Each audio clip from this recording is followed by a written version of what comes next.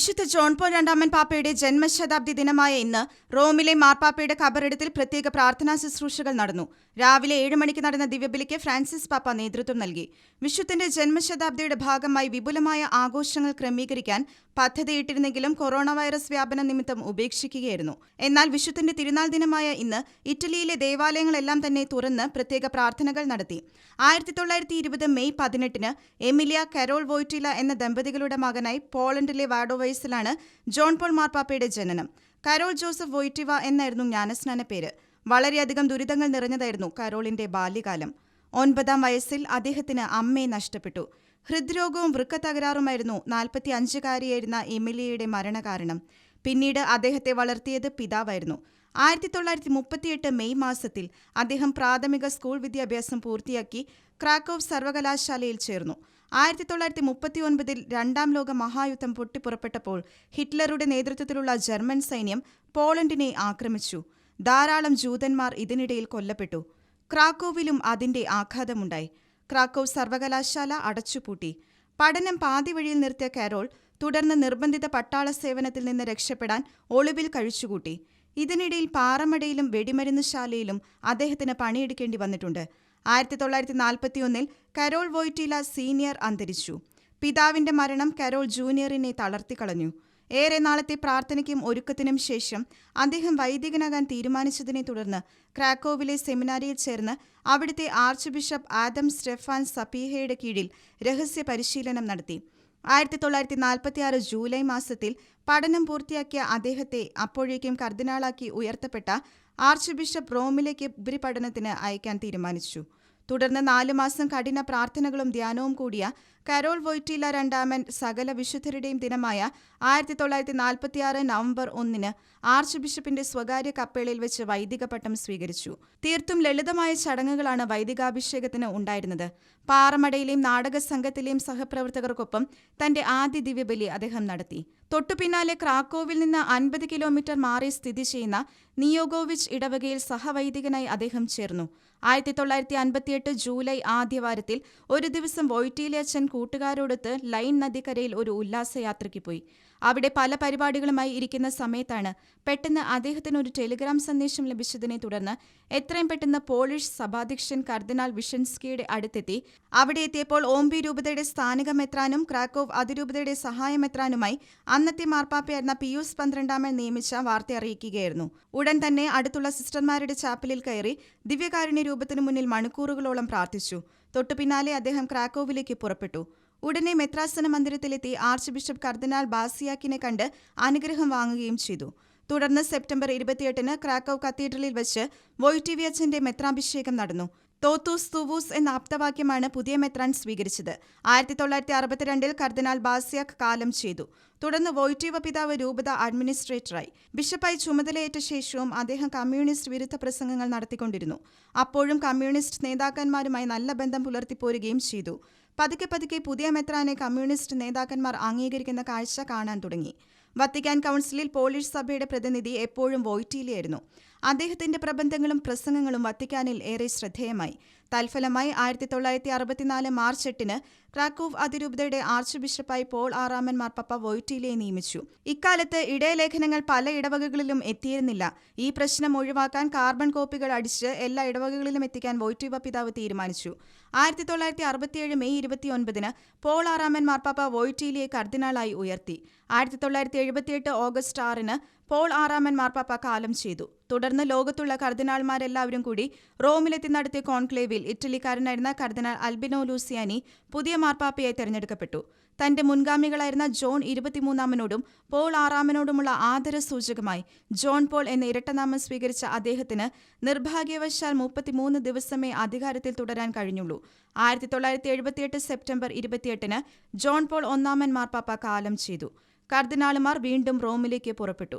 October 14 conclave ഹാളിൽ യോഗം കൂടി. അവസാനത്തെ വോട്ടിംഗിൽ 5-4 ഭൂരിപക്ഷത്തോടെ വോയ്റ്റില ആഗോള കത്തോലിക്ക സഭയുടെ പുതിയ തലവനായി. ചിമ്മിനിയിൽ നിന്ന് വെളുത്ത പുക ഉയർന്നു. യേശുക്രിസ്തുവിന്റെ ശിഷ്യനായ പത്രോസ് ലീഹ തുടങ്ങിവെച്ച കത്തോലിക്ക സഭയുടെ 264 തലവനായിരുന്നു വോയ്റ്റില. പോളണ്ടിൽ നിന്നുള്ള ആദ്യ മാർപ്പാപ്പ, 455 വർഷങ്ങൾക്ക് ശേഷം വരുന്ന ഇറ്റലിക്കാരനല്ലാത്ത ആദ്യ മാർപ്പാപ്പ, സമീപ ചരിത്രത്തിലെ ഏറ്റവും പ്രായം കുറഞ്ഞ രണ്ടാമത്തെ മാർപ്പാപ്പ, അങ്ങനെ നിരവധി പ്രത്യേകതകൾ അദ്ദേഹത്തിനുണ്ടായിരുന്നു. 33 ദിവസം മാത്രം അധികാരത്തിലിരുന്ന തന്റെ മുൻഗാമിയോടുള്ള ആദരസൂചകമായി അദ്ദേഹം ജോൺ പോൾ രണ്ടാമൻ എന്ന പേര് സ്വീകരിച്ചു. ഒക്ടോബർ 22 സെന്റ് പീറ്റേഴ്സ് ദേവാലയത്തിൽ വെച്ച് അദ്ദേഹം സ്ഥാനമേറ്റു. സുദീർഘമായ 26.5 വർഷമാണ് ജോൺ പോൾ രണ്ടാമൻ കത്തോലിക്കാ സഭയെ നയിച്ചത്. ആദ്യ പാപ്പയെ കണക്കാക്കപ്പെടുന്ന പത്രോസ് ലീഹായ്ക്കും പിയൂസ് 9 ശേഷം ഏറ്റവും കൂടുതൽ കാലം അധികാരത്തെ തുടർന്ന പാപ്പ അദ്ദേഹമായിരുന്നു. സംഭവ ബഹുലമായ ഒരു കാലയളവായിരുന്നു അത്.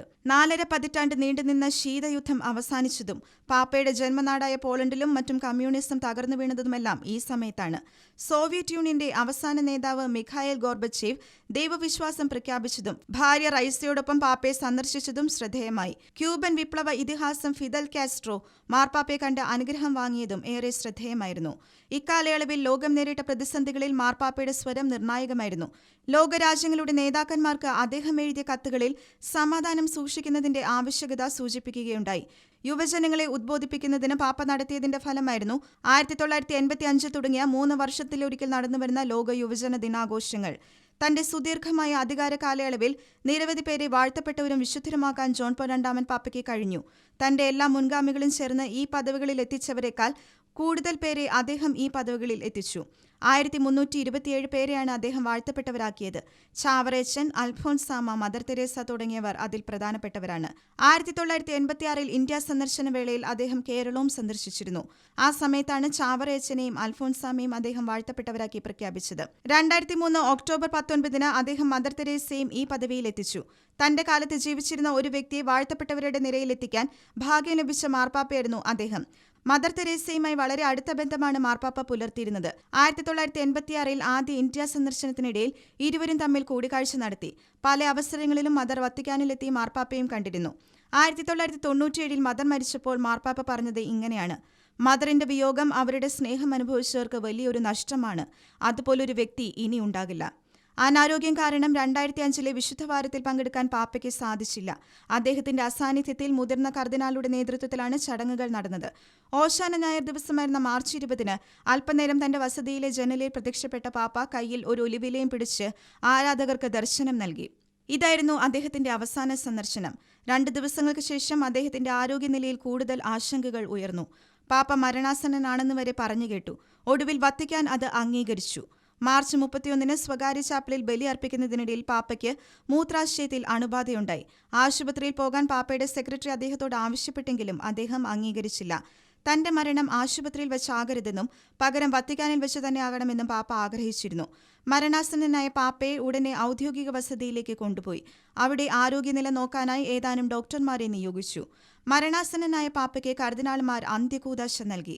ഏപ്രിൽ 2 വൈകിട്ട് 3:30 അദ്ദേഹം അവസാന വാക്കുകൾ ഉരുവിട്ടു: ഞാൻ എന്റെ പിതാവിന്റെ സവിധത്തിലേക്ക് പോകുന്നു. തുടർന്ന് അബോധാവസ്ഥയിലായ അദ്ദേഹം കാലം ചെയ്തു. 84 വയസ്സായിരുന്നു അദ്ദേഹത്തിന്. അണുബാധയെ തുടർന്നുണ്ടായ രക്തദൂഷ്യവും ഹൃദയസ്തംഭനവുമായിരുന്നു മരണകാരണം. മരണവാർത്ത അറിഞ്ഞതോടെ വത്തിക്കാനിലേക്ക് ജനപ്രവാഹമായി. ലക്ഷക്കണക്കിന് ജനങ്ങളാണ് ആഗോള കത്തോലിക്കാ സഭയുടെ തലവന് അന്തിമോപചാരം അർപ്പിക്കാൻ സെന്റ് പീറ്റേഴ്സ് ദേവാലയത്തിൽ എത്തിച്ചേർന്നത്. മാർപ്പാപ്പയുടെ ഭൗതിക ശരീരം സെന്റ് പീറ്റേഴ്സ് ദേവാലയത്തിൽ ഒരാഴ്ച പൊതുദർശനത്തിന് വെച്ച ശേഷം ഏപ്രിൽ 8 ദേവാലയത്തിന്റെ താഴെയുള്ള ഭൂഗർഭ അറയിൽ ജോൺ 23 മാർപ്പാപ്പയുടെ ശവകുടീരത്തിനടുത്ത് സംസ്കരിച്ചു. തന്നെ വെറും മണ്ണിലടക്കിയാൽ മതി എന്ന അന്ത്യാഭിലാഷം കണക്കിലെടുത്താണ് ശവസംസ്കാര കർമ്മം നടത്തിയത്. 1965 വിൻസ്റ്റൺ ചർച്ചിലിന്റെ ശവസംസ്കാരത്തിന് ശേഷം ഏറ്റവും കൂടുതൽ ആളുകൾ പങ്കെടുത്ത ശവസംസ്കാര ചടങ്ങായിരുന്നു മാർപ്പാപ്പയുടേത്.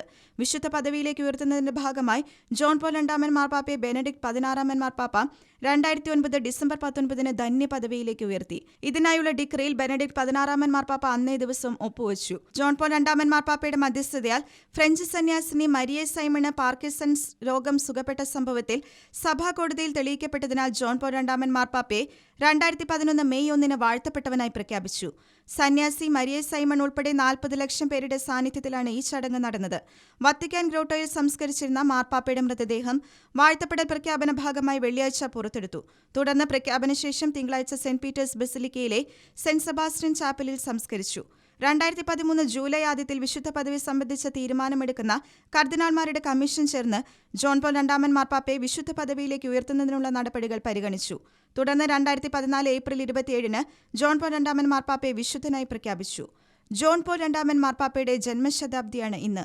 ജോൺ പോൾ രണ്ടാമൻ പാപ്പയുടെ ജന്മശതാബ്ദിയാണ് ഇന്ന് ആഗോള കത്തോലിക്ക സഭ ആചരിക്കുന്നത്. വിശുദ്ധന്റെ മാധ്യസ്ഥം തേടി നമുക്കും പ്രാർത്ഥിക്കാം.